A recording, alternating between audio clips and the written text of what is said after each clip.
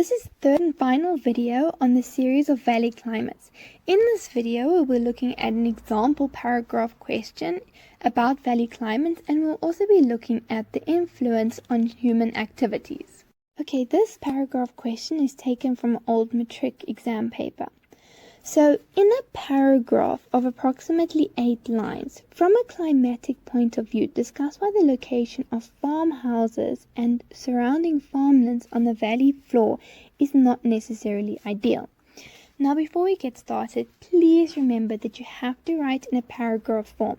I have written bullet points here just because it makes it easier to list and explain, but please remember in your final exams or in any of your exams, please remember always to write in paragraph form.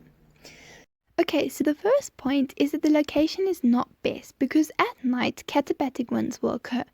Now remember, katabatic winds are cool, so these winds will move cool air down the valley and this cool air will collect on the valley floor.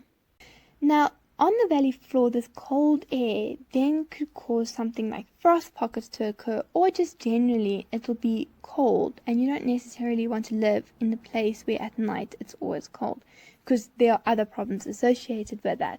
For example, you have to spend more on insulation and heating your house during winter, but that's a whole different topic.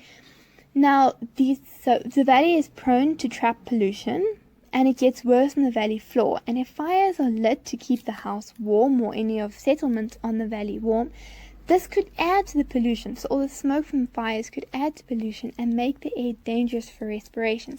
So then you're going to see higher levels of lung cancer, asthma, all of those things. So living on a valley that traps pollution is not a good idea. Frost pockets, okay, we have discussed that. And then the valley could also experience radiation fog, which is obviously worse inside the valleys. And together with fog and cold conditions, this is not very good for your health, so you want to avoid that. And remember, there are no thermal belts on the valley floor, so you won't be able to grow crops that are not frost resistant. Other influences that valley climates have on human activities. So in rural areas, you will find that the majority of people settle in the thermal belt. This is because they want to take advantage of the temperate conditions found inside the thermal belt. Because remember, if you go above or below the thermal belt, the temperatures become more extreme, especially in winter. So inside the thermal belt, you can grow a wider variety of crops than you could, let's say, on the valley floor.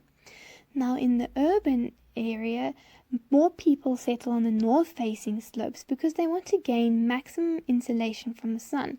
This will save them money in winter months because they have to spend less money on trying to heat up their houses. Remember that frost-resistant crops are grown on the valley floor. So frost-resistant crops are crops that don't die when frost occurs. Frost-sensitive crops are grown on the valley sides inside the thermal belt. Remember, frost-sensitive crops can die if frost occurs.